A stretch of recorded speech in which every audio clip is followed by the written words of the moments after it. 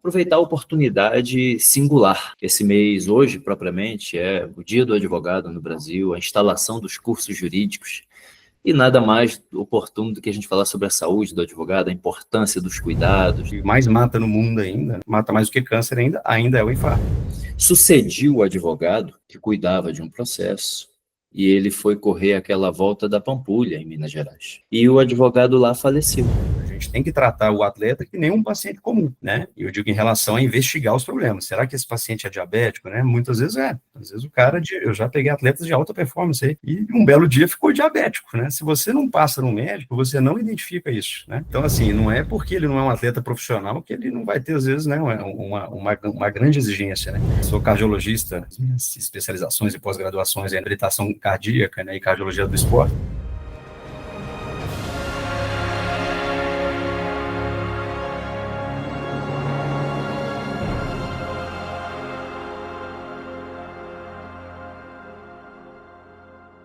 É um prazer falar com um especialista em cardiologia do esporte, eletrocardiograma no esforço, Dr. Danilo Fernandes. Que honra, que prazer ter você aqui no podcast comigo. É uma honra. Bom dia, Márcio. Muito obrigado, viu? Obrigado por aceitar o convite, muito obrigado por não só ser um médico pessoal que me atendeu e fez meus exames recentemente, mas aproveitar a oportunidade singular. Esse mês, hoje, propriamente, é o Dia do Advogado no Brasil, a instalação dos cursos jurídicos, e nada mais oportuno do que a gente falar sobre a saúde do advogado, a importância dos cuidados, né? A vida como uma dinâmica, e o esporte tem sido inserido cada vez mais nas corridas. No dia 24 desse mês de agosto, teremos a corrida da advocacia, a Advoga Run, aqui em Brasília, e pensei aí em lhe fazer esse convite para falar qual o seu próximo ritmo, né? Qual é a cadência da vida, a importância do cuidado. Fala um pouco sobre você, se apresenta para os nossos amigos, nossos convidados, me conte um pouco do seu trabalho, da sua especialidade. Muito bem-vindo.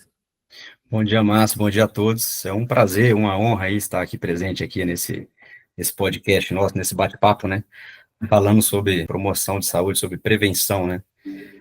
Bom, falando um pouquinho aqui sobre mim, de forma resumida, né? Sou cardiologista, né? Já é quase 15 anos, cuido, assim, inicialmente sempre tive essa veia um pouco, assim, para o esporte, porque eu sempre pratiquei bastante, né? Várias modalidades, nunca fui de alta performance, mas sempre busquei chegar aí realmente, né, com uma dedicação interessante, não só pela paixão, né, mas entendendo a importância que o esporte tem, acho que nas nossas vidas, né, você falou, acho que dos advogados, né, os grandes profissionais, as grandes profissões aí, eu acho que o esporte, ele é um forte aliado aí para a gente poder enfrentar, né, o nosso dia a dia de uma forma mais positiva, e o esporte ensina muita gente, então, quando a gente fala dessa parte, assim, de formação até, a gente pode puxar isso não só para a saúde, como isso facilita até a formação do ser humano, acho que do homem, né? Então, eu comecei essa trajetória, então, lá atrás, minha formação foi aqui na UNB, né? Assim, eu sou um médico que é formado em Brasília, depois eu fui para São Paulo, Hospital das Clínicas, INCOR, né? Fiz cardiologia, e juntar, né, essa questão do exercício físico aí com a cardiologia, né? Que era uma ideia que inicialmente eu tinha, e aí eu comecei a atuar, né? Fiz as minhas especializações e pós-graduações aí nessa área, reabilitação cardíaca, né, e cardiologia do esporte, e faço também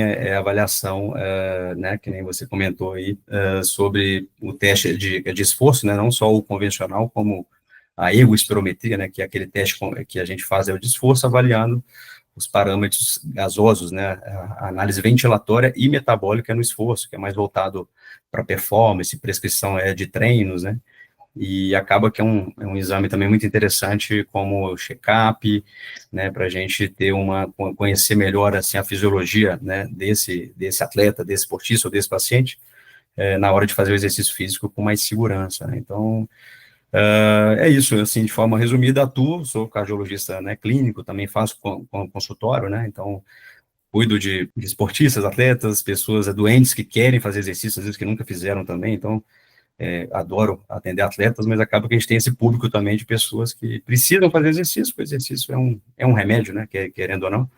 A gente vai falar um pouquinho disso hoje também. E estamos aqui, somos grandes entusiastas. Né? Bacana. A ideia desse bate-papo nosso, né, Danilo, o podcast pretende falar sobre histórias, e até te conto aqui uma história de um processo judicial que sucediu o advogado que cuidava de um processo, e ele foi correr aquela Volta da Pampulha, em Minas Gerais. A Volta da Pampulha é uma volta clássica, né?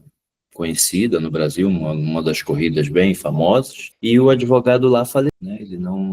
Ele tinha na faixa de uns 60 anos, aproximadamente, e ele não resistiu àquela corrida e faleceu lá. Faleceu, o processo ficou um pouco estagnado durante um bom tempo. A família da pessoa, que era a pessoa central do processo, demorou um pouco a saber que o advogado não estava mais entre nós, né? E a OAB, por sua vez, também, os mecanismos de comunicação do falecimento de um advogado é um processo que ainda está em desenvolvimento, em crescimento. Inclusive, eu tenho, de alguma forma, tentado contribuir com essa informação, já pensando numa realidade vivida, né, como advogado. E acho que o nosso bate-papo tem essa finalidade, é uma forja dessa consciência, né, do consultório para a pista, para as corridas, das corridas para os consultórios, né?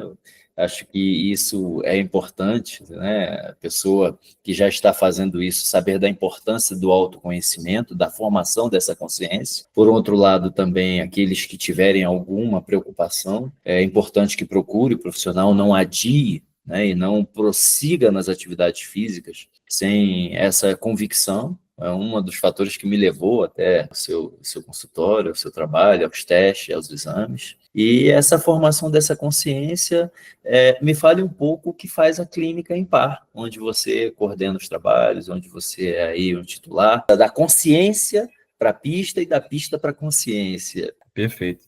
A Impar, né, é uma clínica, né, de cardiologia e reabilitação, exercício físico, né, então, assim, essa é a nossa missão. Então, assim, é um local em que a gente trabalha muito a prevenção cardiovascular, né, então, assim, é claro que temos pacientes, né, que nos procuram, que já têm alguma doença, mas a gente sempre tenta, né, o nosso grande objetivo ali, né, não só a gente tratar, mas prevenir as doenças. Então, assim, fazemos atendimento em geral de cardiologia. No meu caso, né, realmente, como eu mexo com a parte de cardiologia do esporte, sou mais voltado para o esporte e para o exercício, a gente tem um espaço que é dedicado para isso, né, que é a reabilitação, né, que nada mais é do que, né, um espaço que a gente usa o exercício físico como ferramenta valiosa, não só para pacientes que nunca fizeram exercício, ou pessoas que são altamente ativas e que tiveram um infarto, né, que pode dar acontecer, a gente vai conversar um pouquinho disso aqui.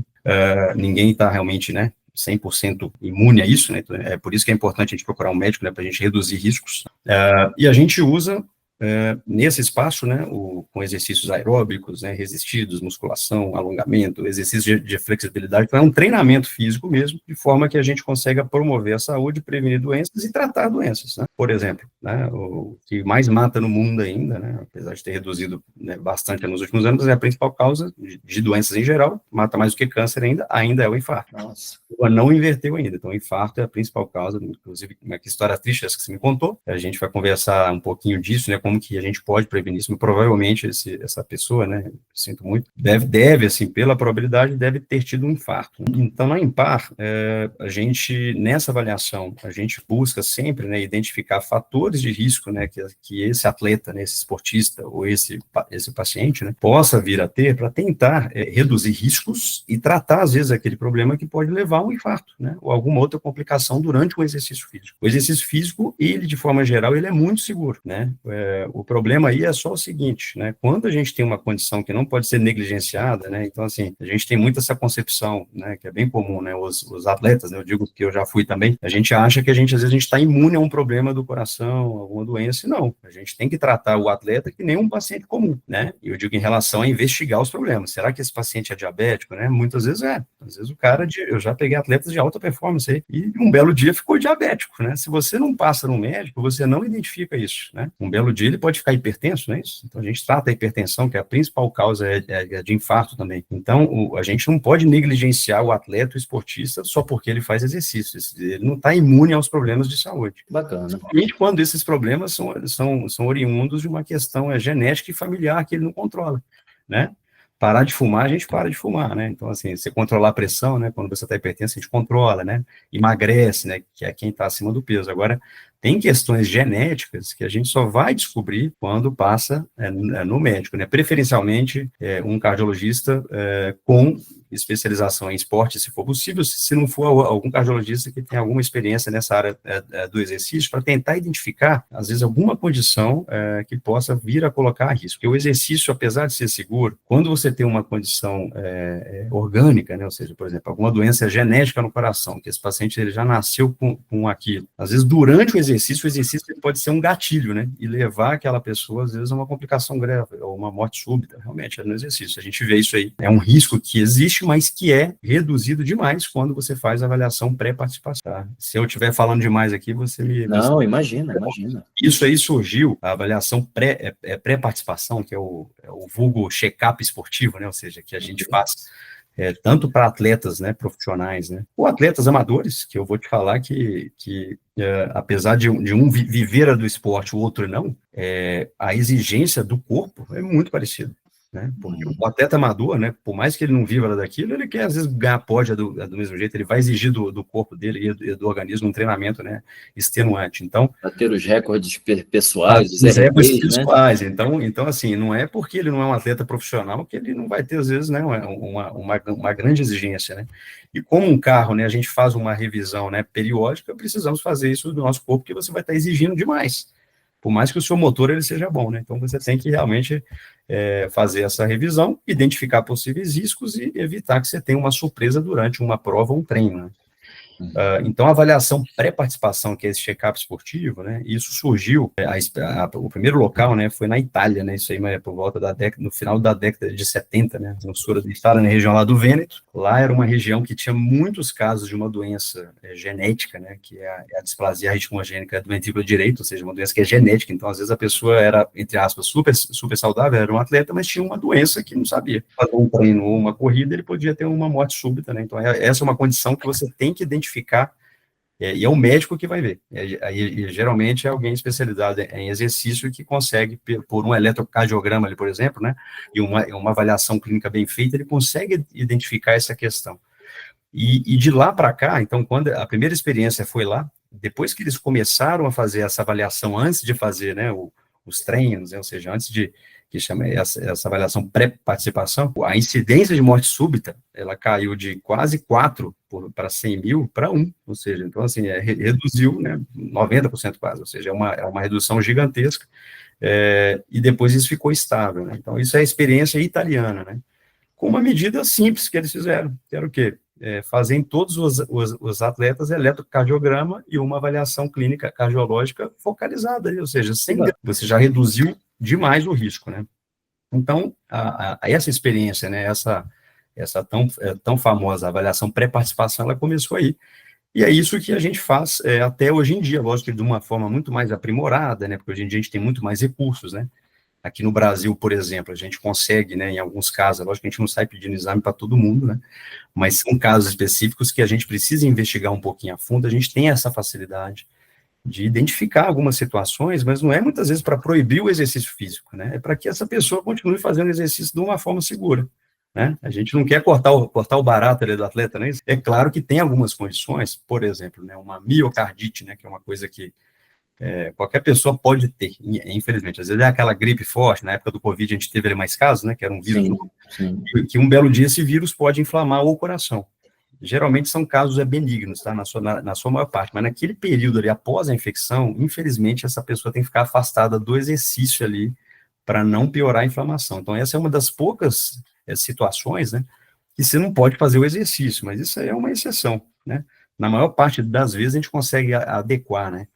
Então, enfim, esse que é o nosso objetivo, prevenir essas situações, né, de risco, identificá-las, né, às vezes é um problema que você tem que tratar, às vezes é uma hipertensão ou um diabetes, mas para que ele continue fazendo o exercício dele da forma segura. Bacana.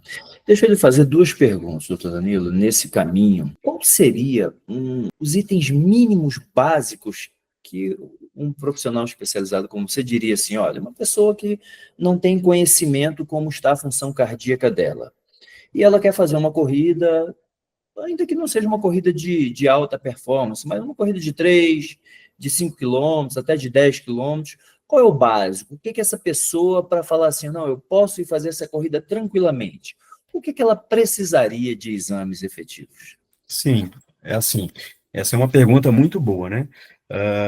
A gente não precisa, né, obviamente, né, porque senão você imagina só, se todo mundo que for fazer uma caminhada, uma corrida, né, eu digo leve, né, tiver que passar no médico obrigatoriamente ali, você vai estar, às vezes, piorando o sedentarismo, né, eu digo assim, você tem que Vai estimular a pessoa a inviabilizar, né? fazer algum exercício, legal, mas se essa pessoa tem interesse em progredir no treino, né, que é o que você, né, é o que você falou, talvez, ou seja, de partir de um esforço que às vezes é leve para um moderado, alta intensidade, né, que numa prova você vai fazer, né, de 5 quilômetros ou de 10, enfim, ou às vezes em algum treino, e isso sem falar de uma meia maratona e de uma maratona.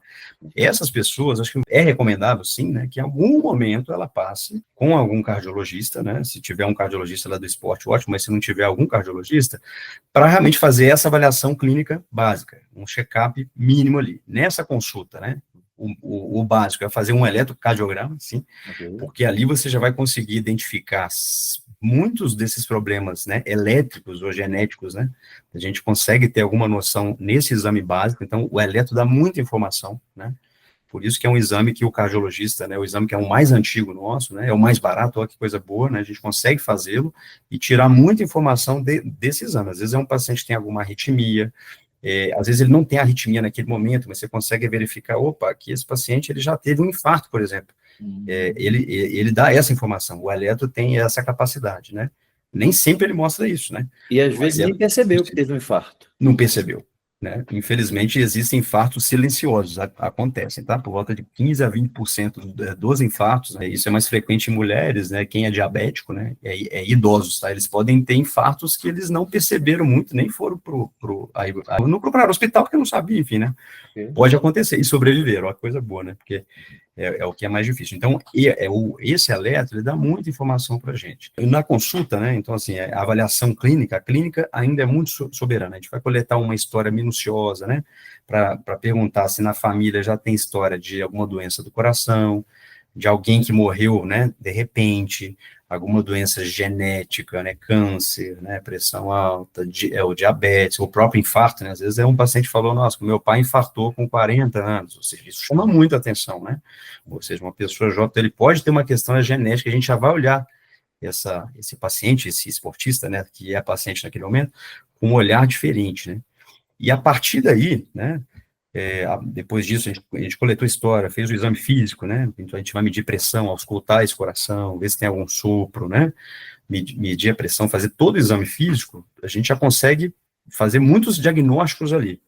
Quando a gente não consegue descobrir alguma coisa ali, mas você identifica algum fator de risco, ali, por exemplo, isso, meu pai teve um infarto, tem uma história de problema de colesterol na minha família, que as pessoas têm colesterol altíssimo, vamos investigar isso, né? Ver se essa pessoa tem problema mesmo, aí o que? Entra o exame laboratorial, né? Ver como é que está o colesterol, ver como é que está a parte metabólica, a glicemia, para tentar rastrear e identificar esses riscos. Então, E a partir daí a gente aprofunda, né, a investigação dependendo do caso. Então, por exemplo, é um paciente que é hipertenso, né, tem uma suspeita de alguma doença do coração, a gente pode lançar a mão de outros exames, né, aí após essa consulta, que são exames complementares, né, por exemplo, ecocardiograma, né, o ultrassom do coração, a gente não pede isso para todo mundo obrigatoriamente, não, mas para esses casos que você tem uma suspeita de alguma doença do coração, ou é um paciente já hipertenso, é importante. Ou aquele cara que você pensa, ele tem, eu tive já uma miocardite prévia, uma infecção prévia no coração, você tem que investigar isso, né, ou alguma queixa de cansaço, né, queda de performance, né, porque o atleta, muitas vezes, como ele é muito altamente condicionado, né, ele não sente o que as pessoas normais sentem, né, então, assim, principalmente se for alguém que é de elite, então, assim, é um pequeno exemplo, assim, alguém que tem algum problema no coração ligado à circulação, né, aquela pessoa que está em risco de infarto, o que é mais comum ela sentir numa queixa no consultório? Ela vai procurar o médico, né, o cardiologista, no caso, ou porque está com uma dor no peito, né, ligada ao esforço físico, que chama a atenção, ou um cansaço. O atleta, muitas vezes, ele não tem isso, né, ele não sente isso, porque ele tem um condicionamento tão grande, é um coração tão adaptado, que às vezes ele tem esse mesmo problema lá nessa artéria, mas ele vai chegar lá para a gente, ele vai falar assim, nossa, doutor, eu estava, né, antes meu pacing era de, sei lá, era de 5, numa meia maratona, ou seja, um pacing ok lá e tal, e agora eu estou precisando fazer um pacing de 6, né? Sim. Porque eu não estou dando conta de manter os 5. Você fala, opa, então assim, aí é no detalhe que você pega, né? Então, assim, o atleta, não precisa nem ser de alta performance, mas atletas em geral, quem tem já, né, realmente, né, um cara que está acostumado a correr Habituado, meia que nem você, né, dificilmente você vai chegar ali com uma queixa muito, se chegar, perfeito, mas não é o comum. Então, geralmente, é uma queda de performance. Pode ser, às vezes, alguma arritmia, né, induzida lá no esforço, né, então, isso tudo a gente consegue testar. Aí, puxando esse gancho, né, entra a questão de fazer aí seria, né, é recomendado isso pelas sociedades, não só americana, europeia e a nossa brasileira, nesses corredores, nesses esportistas, né, que vão fazer um esforço de moderada alta intensidade, tem que fazer, aí é obrigatório mesmo, fazer um teste de esforço, além do eletro, tem que ter, porque você vai ter que ver o quê? Como é que está a capacidade física dessa pessoa, será que durante o esforço físico ele está fazendo alguma arritmia, né? Será que ele tem alguma alteração isquêmica? Então, o teste de esforço, ele visa buscar essas possíveis alterações, né, elétricas ou circulatórias, hemodinâmicas, né, que a gente chama. Se for um local que tem disponibilidade de fazer aquele exame, né, que é a ergospirometria, né, que é o cardiopulmonar, né, ou seja, um teste de esforço mais específico para avaliar a sua capacidade aeróbica, os limiares do seu treinamento, e ele serve como check-up também, né, não só para a gente prescrever o treino, mas como check-up. Se tiver disponível, o mais recomendável é que esse esportista faça esse exame, que dá muito mais informações. Né? bacana.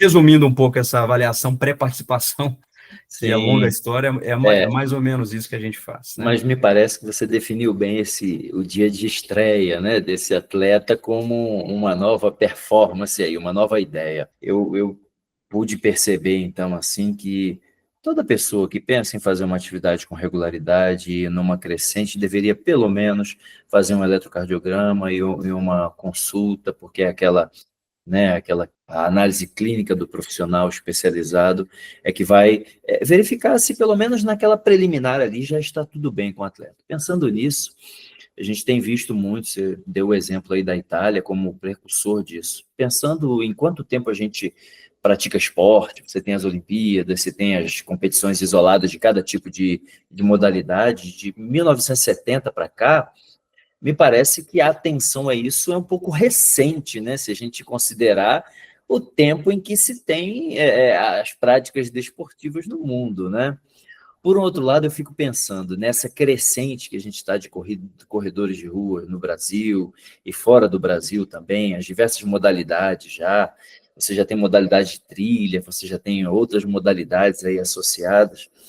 O que me parece é que, como você tem muitas assessorias esportivas já, pegando grupos de pessoas, né, para trabalhar, associando, né, como incentivo, às vezes a pessoa que precisa de um personal para incentivar ela a acordar, participar da atividade, ir, ter uma agenda, né, um programa de treinos, né, me parece que, e aí, sem aqui, né, correr o risco das grandes organizadoras de corridas se voltarem contra mim, mas eu percebo que na mesma linha da propaganda, da importância das inscrições nas corridas, dos eventos, eu não sei se acho que está faltando um pouco de atenção a esse aspecto.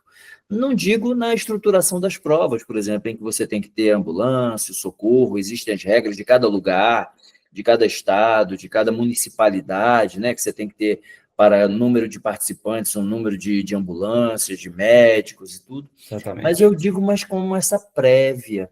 Já deveria vir junto com o link da inscrição, dizendo, olha, você está aumentando a sua performance, já passou no cardiologista especializado no esporte, quando foi a última vez que você fez o seu último eletrocardiograma, né? Quem sabe dentro das propostas de inscrição também viesse associado ali um kit, um voucher, né?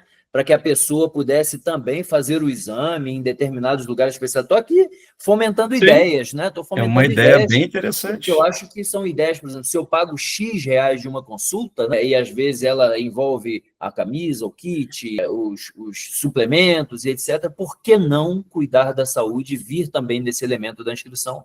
Talvez algo direcionado a essa prevenção, né? Essa prevenção para quem está começando ou para quem está pensando em dar um persalto, né? Bacana demais, viu? Muito legal. É uma ideia muito interessante, né? Porque realmente que geralmente as grandes provas, né, cobram, né, que você imita um atestado, não é isso? Exato. Aquele atleta está em condição, né, de realmente participar daquela prova, né? Mas realmente uma ideia interessante, além disso, promover mesmo, né? A sua consulta ela está em dia para não ficar só naquele atestado, porque às vezes a pessoa ela vai no médico só para pegar um atestado, mas e aí? Ela está efetivamente se prevenindo, está acompanhando, né, fazendo acompanhamento. E algumas provas exigem daquela pessoa que se inscreve uma autodeclaração. Sim. Sabe? E isso preocupa, porque às vezes, no afã de querer participar, né, e na correria da vida, o atleta fala, não, eu corri já as últimas, eu estou bem, vai lá e faz uma autodeclaração, mas que não veio previamente seguida, né, ou antecedida de uma análise profissional, né? Isso preocupa, isso pode ser perigoso, né? A gente tem que ter um cuidado com isso mesmo, né? Porque pode ser que às vezes o médico falou, ó, você, sei lá, evita essa prova agora, deixa para você correr ela depois, não sei. Assim, eu tô só fazendo uma hipótese. Às vezes é um cara que acabou de infartar, não sei, ele tem que ficar, né? Não é interessante ele fazer alta intensidade naquele primeiro mês, né? Dali uns 3 meses, beleza, ele vai estar treinando, né? Avaliou lá com o médico e tal, mas assim, mas se ele se autodeclarar ok naquele momento, ele pode estar colocando a vida dele em risco, né? Assim, tudo tem momento, né? Assim. Sim. Eu fiz algumas provas, por exemplo, em que se pediu uma autodeclaração, não exigiu que eu colocasse um anexo, né? Entendi, que um médico fizesse que um médico fizesse, né? Um relato de que eu passei, fui submetido a uma avaliação recente, né? Ou dentro de um lapso temporal, né? E isso, de alguma forma, me parece que preocupa também. Eu tenho recebido essa demanda mais do pessoal das ultramaratonas, né? Das ultramaratonas? Eles sempre impedem essa declaração, assim, pelo menos eu vejo que é bem comum, né, pedir, né? Bacana. É importante saber, porque as meias maratonas que eu tenho feito, né, pelo Brasil, eles têm solicitado tão somente uma autodeclaração, né? Exatamente. As que eu corri, eu não sou tão experiente que nem você era, né, Márcia, aí nas meias, né? Você que é o... Mas realmente, as que eu corri também, realmente ninguém exigiu, não. E passando nesse caminhado, Danilo, a advocacia, diga eu aqui, até identifiquei algo muito bacana quando você começou a iniciar sobre a sua trajetória, né, e o seu tempo profissional. Eu também tenho 15 anos, estou indo para o 16º ano do exercício da advocacia. E aí, é bacana porque essa identidade não programada, né, nesse momento nosso aqui, me dá certo conforto para lhe contar que no exercício da profissão, a primeira vez que eu procurei um cardiologista foi quando eu saí de um julgamento extremamente desapontador, sabe? Isso há cerca de uns 10 anos atrás, eu saí de um julgamento em que eu fiquei muito desapontado, não só pelo resultado, ainda que tenha sido parcial em desfavor do meu cliente, mas pelo fato de achar que não foi dada a devida atenção ao processo. A profissão do advogado é uma profissão, na minha percepção, eu acho que até aproveito para lhe perguntar se você tem registros, né, disso, como é que tem sido os índices, a mortalidade nas provas, se você tem um eixo predominante de profissionais que lhe procuram, né? Esse papo aqui é voltado para o meu público da advocacia, mas para mim tantos outros clientes que são de outras áreas e que lidam com os nossos processos. O processo tem a capacidade de estressar, né, de aborrecer, de mexer com esperanças, expectativas, angústias, né? Fala um pouco para a gente aí desse papel do estresse, do aborrecimento, o que você tem visto aí de mortalidade nas provas, os estudos que tem ou não, para que a gente, de repente, dê alguma ajuda para aquelas pessoas que participam aqui com a gente. Sim, é verdade. Isso é muito importante e é muito atual, né, na nossa vida moderna aí, acho que o estresse aí, ele está muito presente, né, esse estilo de vida nosso. Assim, eu acho que o advogado, como você bem disse, eu tenho realmente, né, muitos advogados me procuram, né, o pessoal do direito, juízes, etc. Realmente eu tenho muito esse contato, né, e realmente eu vejo que vocês têm uma vida, né, muito atribulada, com prazos curtos, né, realmente, não só quem tem escritório ou não, né, é sempre o estresse, a gestão, acho que do estresse, ela é fundamental, até porque o estresse, né, ele é um fator de risco cardiovascular, tá? Assim, muito porque ele pode afetar não só diretamente o coração, mas pode, às vezes, te colocar numa situação de você ter algum fator de risco, por exemplo, uma hipertensão arterial. Então, assim, o estresse aumenta a probabilidade desse paciente ficar hipertenso, sim, se ele não tratar isso aí, né, ou seja, então, a gente não consegue ter uma vida isenta, né, de estresse, mas a gestão do estresse é importante, né. Quando o estresse, ele é muito elevado, digo assim, e chega a passar, ou seja, essa pessoa está perdendo esse controle, ou seja, está afetando a rotina, é interessante a gente tratar o estresse, né? Nem sempre é com medicação, né? Então, às vezes, procurar um especialista, né, por exemplo, um psiquiatra, né, ou é um psicólogo ou um psiquiatra, dependendo do caso, fazer alguma terapia também é voltada para a gente enfrentar melhor o estresse, né? E aí o esporte, né, também entra como uma ferramenta valiosa, eu digo, o exercício físico, né, de forma geral, né, o esporte também, para a gente trabalhar e atuar no tratamento do estresse e na gestão, tá? Então, falando um pouquinho de estresse, é isso, o estresse não pode ser negligenciado. Eu tenho, assim, até no meu dia a dia, assim, não só de forma científica, né, a gente não negligencia, mas, assim, a gente verifica, tem muitos casos, às vezes, assim, que você, por exemplo, você vai tratar, né, às vezes uma questão ligada à ansiedade ou uma pressão alta, se você não combate a causa, muitas vezes, ou seja, às vezes é uma pessoa que já é hipertensa, se ela é estressada, né, e tem um estresse, assim, ainda tem uma questão ligada a isso, assim, que está exacerbando, se você não trata o estresse, a pressão não controla nunca. Você pode dar um remédio, 2 ou 3, você vai ter muita dificuldade. A partir do momento que você trata o estresse adequadamente, né, esse tratamento dessa hipertensão, por exemplo, né, ou de alguma arritmia que é ligada ao estresse, né, que muitas são, fica muito mais fácil, né? É uma forma até de você ser mais eficiente. Então, o estresse é isso. Em relação né, aos eventos, aí, realmente, isso aí está muito aqui na moda, muito presente, tem muitas pessoas nos procurando e me procurando, né, no consultório por conta desses últimos acontecimentos, né, daquele jovem que teve uma morte súbita durante era uma meia maratona, então, assim, e outros casos, né, que vêm ocorrendo.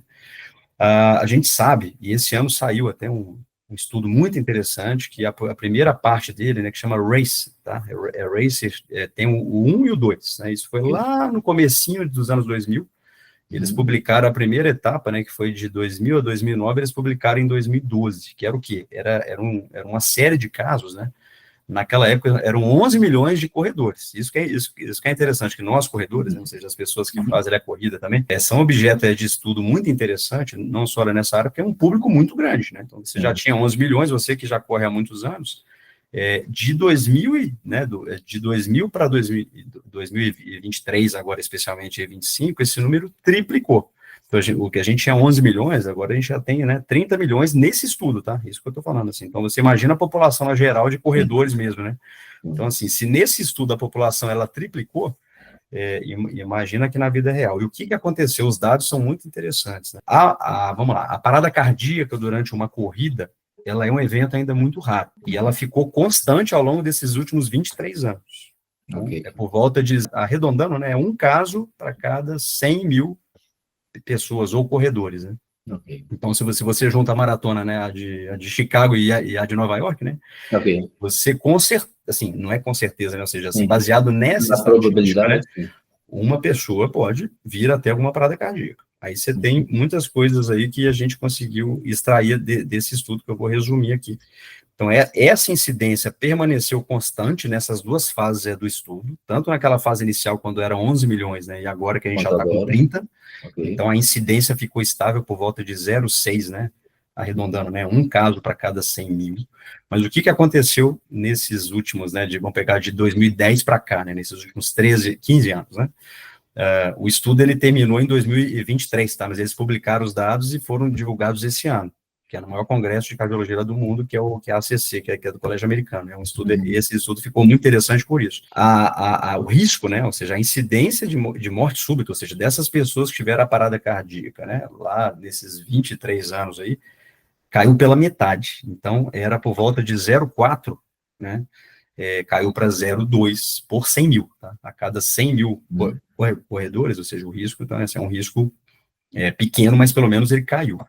E qual que é a mensagem do estudo, né, que ele trouxe aí para nós, né, e que tem tudo a ver com a nossa realidade agora, é o que a gente enxerga, inclusive aqui nas provas, né, hoje em dia. É isso aí, é o treinamento melhor para uma emergência, né, que você tem aí muito mais ambulâncias, isso já era obrigatório, né, agora você tem que ter mesmo, né, pelo menos uma ambulância e uma equipe bem treinada, né, com aquele equipamento, né, que é o DEA, né, não sei se vocês já repararam aí nos aeroportos, que é o desfibrilador automático, a gente vê isso nos shoppings, né, nos aeroportos, né, nos locais de grande circulação, né, é obrigatório você ter isso, né, tem uma legislação específica para isso, inclusive, mas enfim, nas provas e nesse estudo, lá, por exemplo, acho que na maratona de Boston, se eu não me engano, eles têm que ter um aparelhinho desse de forma que a espera não pode ser mais do que 3 minutos. Então, assim, a distância desse aparelho até alguém passando mal ali, o máximo que ele tem que chegar é em 3 minutos. Por quê? Se for alguma arritmia dessas que pode ser fatal, o ideal é que você reverta ela em até 5 minutos, entendeu? Porque você aumenta a sobrevida dessa pessoa demais. Então, isso aí já reduziu demais essa mortalidade. Então, isso já caiu ao longo desses 23 anos, porque as equipes, as provas, né, ou seja, os organizadores são muito mais preparados para isso, né? Equipes mais treinadas, de disponibilidade desses aparelhos, né? Então, a organização, ela melhorou demais. Agora, uma coisa interessante, né, que eu acho que é a grande mensagem aí, né? Olha, por que tá, né, essa incidência está constante ao longo desses anos, né? Que apesar de ser uma incidência, né, muito baixa ainda, ou seja, um caso de parada cardíaca, eu estou falando, né, para cada 100 mil corredores, né, nessas provas, isso está constante, isso leva a gente a pensar o quê? Opa, isso quer dizer que a gente não melhorou muito a nossa avaliação, né, é o check-up, né, ou seja, como que a gente pode reduzir isso mais? Tem que melhorar mais a avaliação desses atletas, né, prevenir, né, ou seja, trabalhar mais na prevenção para que eles não tenham isso na prova. Então, a grande mensagem desse estudo é isso, né, como que podemos reduzir, né, a gente quer deixar isso no zero, se for possível, né, para não ficar em 1, vamos reduzir o risco, melhorar é isso que a gente conversou, que é essa avaliação pré-participação dos atletas, né, não negligenciarem a sua saúde, dos médicos também não, né, porque às vezes o médico, temos um atleta que logo, né, ele deve ter a saúde perfeita, né? Tá tudo certo, um atleta, esportista, né, mas às vezes a alimentação dele não tá boa, às vezes ele tem uma pressão alta, sei lá, ele não está tratando, é um diabético, enfim, você não pode negligenciar isso. Inclusive, os scores que a gente usa é de risco. Quando eles se aplicam aos atletas, eles subestimam o risco. Olha que interessante, né? Numa pessoa normal que se aplica um score de risco, né, por exemplo, porque qual que é o seu risco de você ter um infarto, um AVC, ou seja, as complicações graves, né, em 10 anos, se você aplica isso no atleta, às vezes ele tem um risco, ele pode ter um risco, às vezes até moderado alto, e muitas vezes você aplica o risco e está baixo. Eu tenho um exemplo disso, inclusive, de um atleta, né, de um corredor, né, de 50 e tantos, 58 anos, você aplicava o risco nele, era baixo risco, mas ele tinha placa de colesterol no coração, tinha lá, e placa grande, né, que podia causar, teve que tratar, enfim.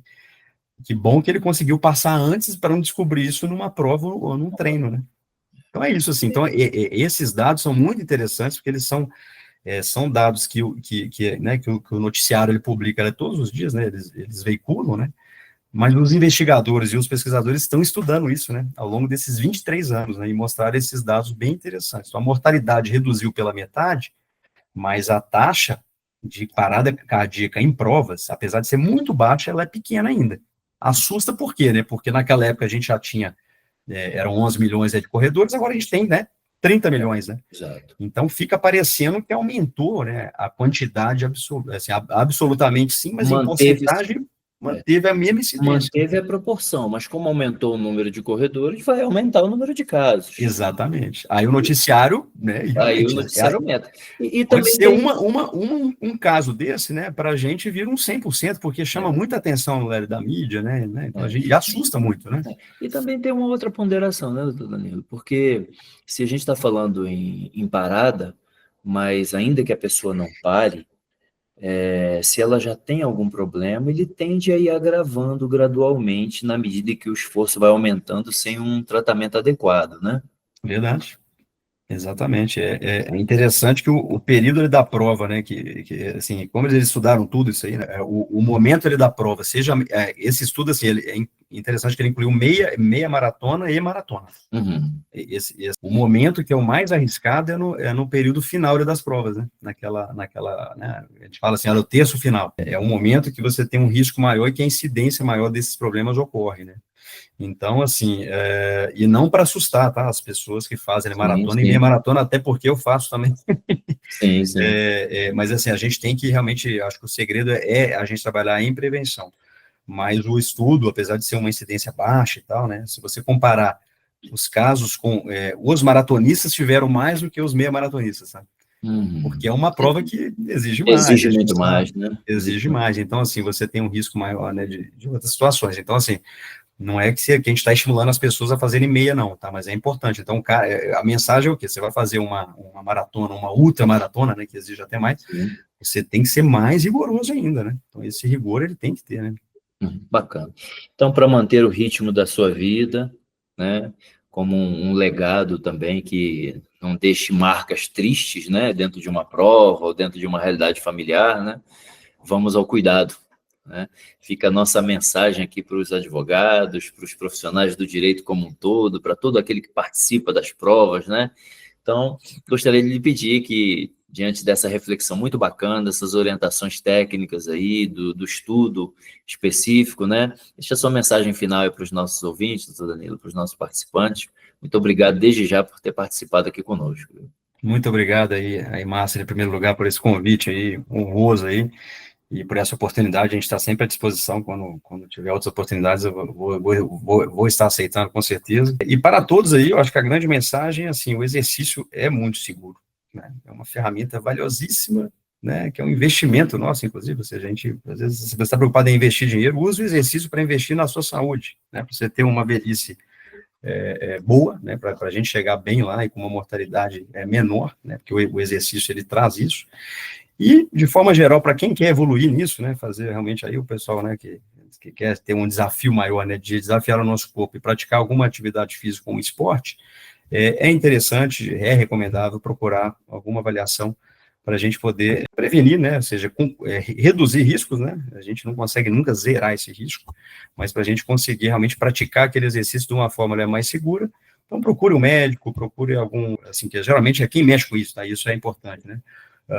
Você pode, nos locais que você não tem um cardiologista do esporte, que nem sempre tem, um cardiologista, né, que tenha realmente esse conhecimento, né, que a maioria tem muitos bons profissionais, graças a Deus a gente tem, e em alguns locais a gente tem um médico do esporte também, que sabe avaliar esse tipo de coisa. Então, o médico do esporte tem uma visão mais holística, né, mas ele sabe também identificar isso. Então, procure esse profissional, se você quer evoluir, né, não só para a elite, né, mas como ter o que você falou, às vezes é um atleta amador, mas ele quer, a vitória dele é muito pessoal, né, ele quer desafiar o corpo, então precisamos fazer isso para a gente prevenir, para não ter uma surpresa, às vezes, durante uma prova ou um treino, né, então, assim, o treino, realmente, eu digo para você que, às vezes, o risco é até maior, porque no treino a gente não está preparado para uma situação, né, para alguma intercorrência dessa, e numa prova a gente tem toda a estrutura, então, não é para a gente ficar assustado com o exercício ele é muito bem-vindo, mas, dependendo do que você fizer, a gente precisa ter esse cuidado adicional de procurar um profissional para a gente prevenir. E comece sempre, né, acho que a outra mensagem final, as pessoas às vezes procuram, né, eu quero já começar, quero fazer uma meia maratona, calma, não, isso aí é uma progressão, né, se você nunca correu, vamos começar a correr devagar, a gente precisa acostumar o nosso corpo a fazer exercício, né, então a gente vai começar com 5 quilômetros, né, a gente pode, aí você falou das assessorias esportivas, elas são super bem-vindas, né, são ótimos profissionais aí que estão fomentando aí a corrida, de forma que a gente faça uma progressão de forma técnica, então procure um educador físico, um fisioterapeuta, alguma assessoria especializada, né, para a gente fazer essa progressão. A gente não vai sair de 5 km para 21, mas você vai chegar em 5, depois você vai em 10, em 15, chega em 21, depois você vai correr uma maratona e por aí vai. Mas esse é um treinamento, você precisa acostumar o seu corpo a isso. Tá? E de forma segura, sempre identificando possíveis problemas, né, especialmente se você tem uma história na sua família, ou se você, né, já passou, especialmente dos 35 anos, para o homem, né, que é uma idade aí que a gente já começa, a estatística joga um pouquinho contra, porque a gente, após os 35 anos, né, o nosso risco de ter infarto, né, os esportistas aumentam um pouco mais por ser homem. Então, os homens têm um risco maior do que as mulheres.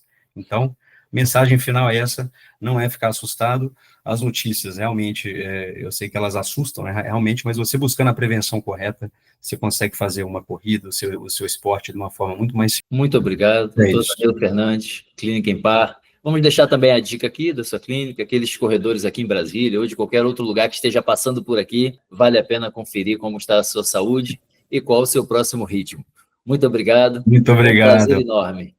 Eu gostaria só de passar aqui, se vocês quiserem seguir a gente no Instagram, né, a gente você pode seguir o @impar, né, @cardiorehab, e a minha página pessoal você pode seguir, que é o @Danilo Guesso Fernandes, tá?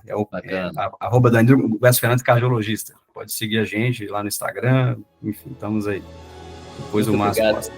Um grande abraço, até a próxima. Prazer. Tchau, tchau. Se essa história mexeu com você, é porque vidas tocam outras vidas, assim como o direito é intrínseco à sociedade, a sociedade é o direito. Compartilhe com quem você acha que vai ser legal.